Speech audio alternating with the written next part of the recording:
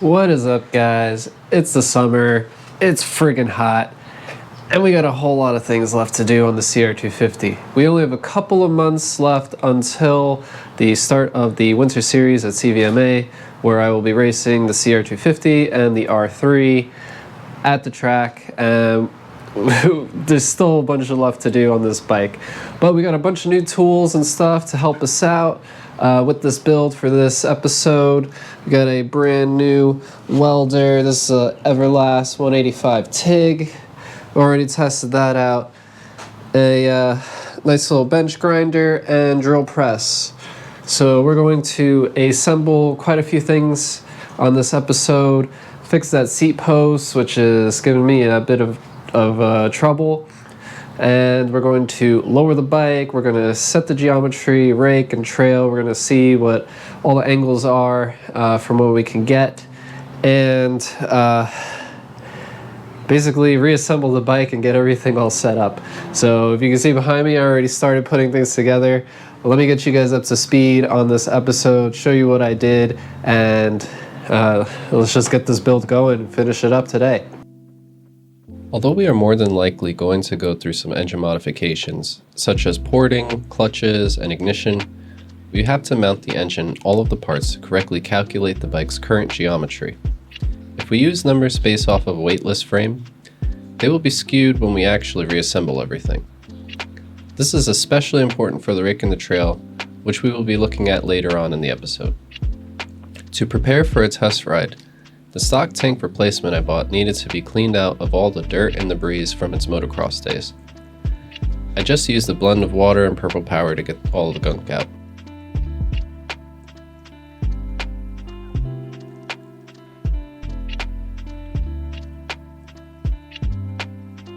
For the final mounting points on the seat and the tank fairing, I made some marks to get an idea of where I wanted to cut it.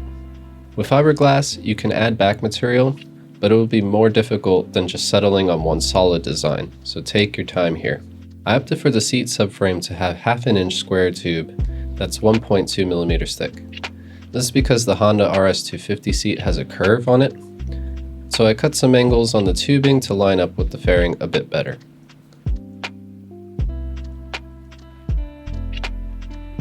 You can see that I had the bar too much forward for my liking, so I removed the tack welds and set it back a bit farther.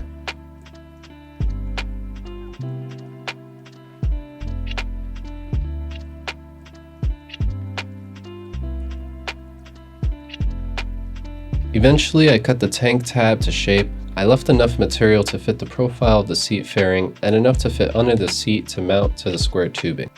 Then all that's left is to measure the center, drill 2 holes far enough apart to fit 2 large washers, and then screw in the bolts.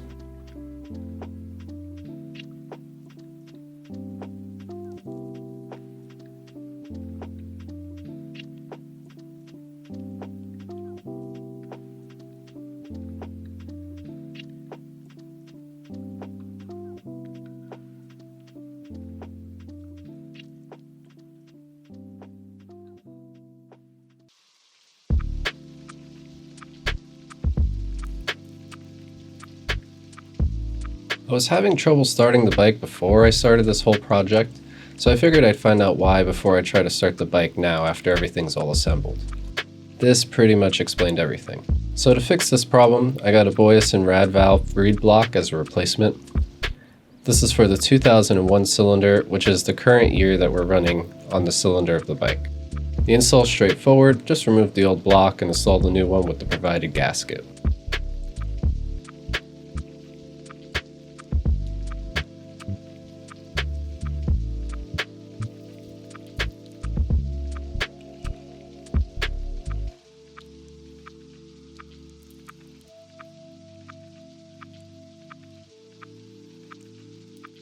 The 1997 Keihin carb bolts on just fine despite the fact that this is meant for the Mikuni carbs for the 2001 models. You will have to rejet a few sizes leaner, however, with this reed block.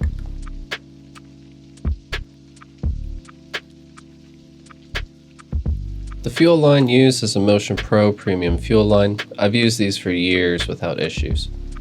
I also installed a CPC quick disconnect. These little guys let you disconnect the carb in the tank easily while keeping the fuel in the line. Super lifesaver.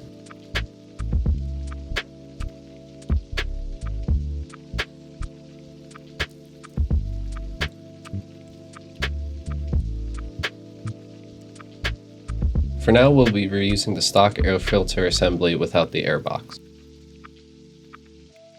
Eventually, we'll make a plate to cover the filter from debris coming off of the tire, but for now, this will be left out in the open for easy tuning.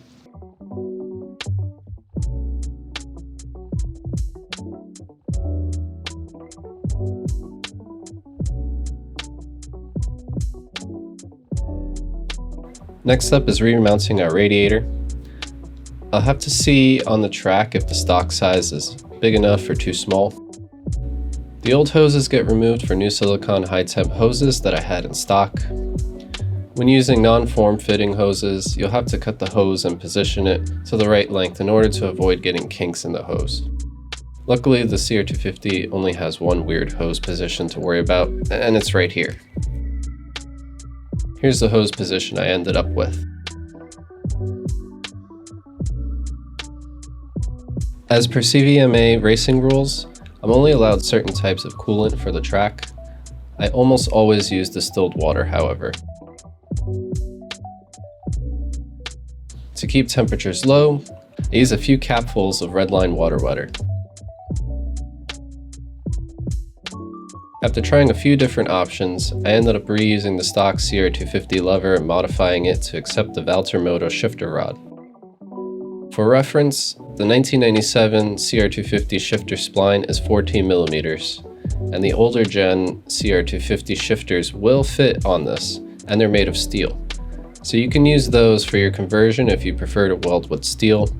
Otherwise, the aluminum shift rod really only leaves you with the GP style shift sequence.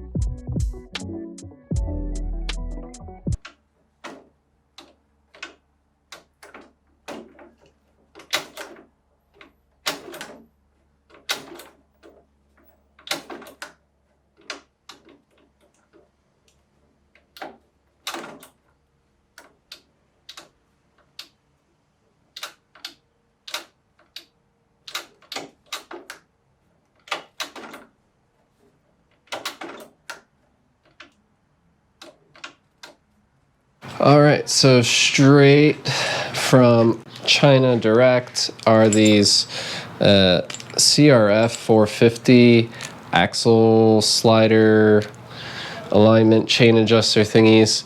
I picked these up, not too sure if they're going to fit on the CR250, but we're going to check it out right now. If it does, it's going to save me a lot of time with fabricating some crazy axle stand. So let's see if we can put it on. Alright, so our chain axle slider slash stand thingamabob is on and installed. I had to adjust my pipple stands to be pretty much as in as maximum goes, but it's not bad. I don't know if the Chinesium will hold up for a long time, but you know, it's cheap. I think I paid $10. I can't really complain about that. If this was milled, probably, I don't know, 2 or 3 more millimeters, the other side would be perfect, because it's just barely grabbing on the taper of the axle, but it's not really anything I could do about that. It's not really meant for a CR250, especially not this year or generation, but it works. With everything set up, here's where we're at.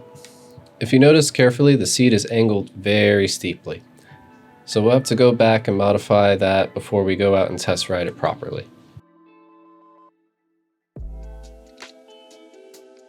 With the bike stabilized on the stand, we can now measure the rake in the trail. To get these numbers, we need a few things such as the distance from the center of the front wheel bolt to the ground. We can measure this with some calipers and a ruler. Mine was measured around 290 millimeters, which is common for most sport bikes with 17-inch wheels. With both wheels level on the ground, we can now also get the rake. Currently we're sitting at around 19 degrees rake. To keep this short and simple, and not to go way out there with geometry lessons, the rake and the trail are affected by a variety of things such as the weight of the bike, which is what I mentioned at the beginning of this episode. That's why we have to have much of the bike assembled before we take these measurements. How far up the fork clamps are on the forks will affect the rake and the trail. The higher up, generally, the more rake you will have, and vice versa. Finally, the offset affects the trail. We know that the headstock and the fork tubes are the same rake, which is 19 degrees, and the 05 Gixxer forks have a 30mm offset. So to save me some calculations, I'm going to cheat and use SolidWorks to find the trail for me. So the top line is our fork tube. The next line that's 30mm away is our head tube. This line goes all the way to the floor, which starts our trail measurement point, and both lines are 19 degrees. So now with that, we use the vertical line measurement we found from the center of the wheel to the ground, which was 290mm. And the end of the 2 points at the floor, that gives us our trail, which is 68mm. So you can really see how fork offset, tire profile, height, wheel diameter, rake, weight, all of that plays into each other and gives you a very different measurement each time. What I'm shooting for is a little over 20 degrees rake and a little over 80mm trail. I think these are pretty decent numbers that are fairly common for racing. Your mileage may vary, but we're going to go with that and see what happens. So without making crazy modifications to get more rake, how can we get more rake to get more trail? Well, we can't go higher on the fork tubes. We can't change the offset. If I had 06 Gixxer forks, I could install fork risers, but they don't make those for 2005 Gixxer forks. So the next best thing is to lower the rear suspension with the lowering linkage. In short, if we make this linkage longer, we'll be able to lower the height of the shock, which makes the bike squat in the rear a little bit, which gives us a bit more rake in the front. One thing to keep in mind is the anti-squat of the swing arm.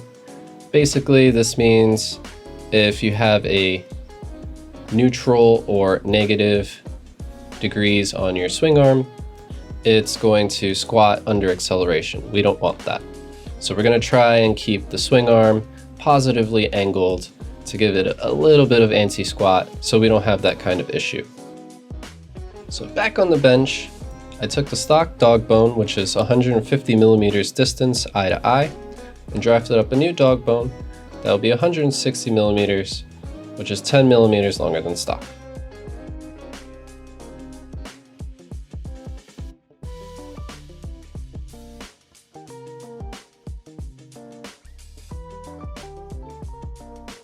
Since we still had that seat height issue, I sawed off the seat posts and prepared them to be welded to a different location so that the seat was more horizontal.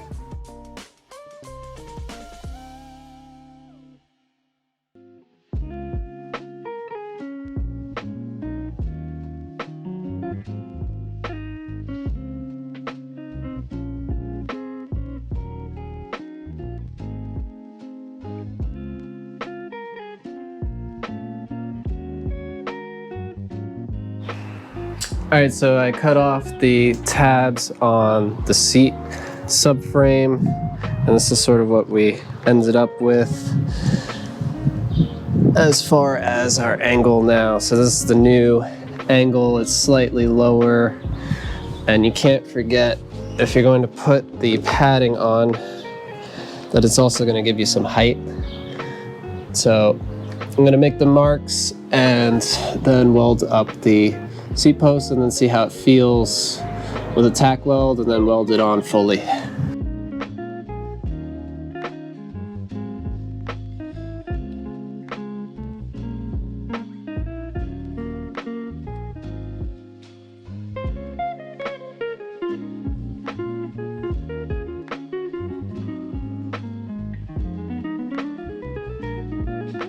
After welding the seat posts, the final step was to weld new mounts for the exhaust. I reused the tab I cut off from the subframe, marked the location, and welded it together.